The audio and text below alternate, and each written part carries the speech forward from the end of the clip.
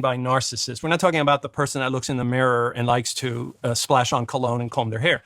This is a person that overvalues themselves, but has to devalue others.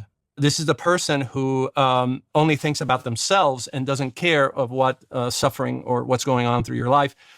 Wants you to be loyal, but is not loyal to you, is disinterested in your personal affairs, but wants you to be interested in theirs.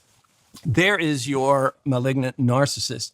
Oh, and by the way, they inherently tell lies, but expect you to tell the truth to them.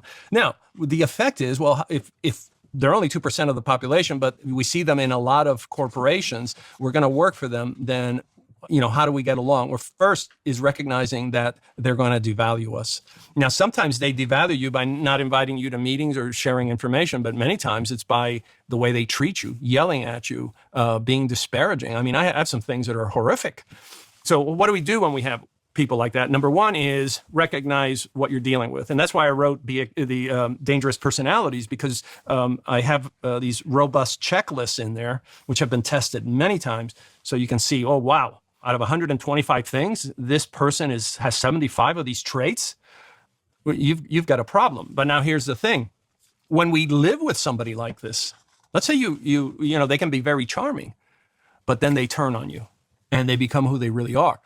Then how do you deal with that? What I can tell you is that the arc of the trajectory does not favor you, that these individuals are so caustic, they're so toxic that eventually they will victimize you physically, mentally, emotionally, physiologically, or financially.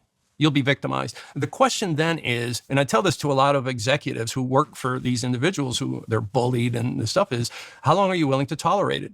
If you can set a number and say 6 months or a year, okay, but then do something, because you will pay a price. There's a great book called The Body Keeps the Score. Yeah. The body will definitely keep the score. You will pay a price for being in the proximity of a toxic individual. And if you become that person's chew toy, you will suffer immensely.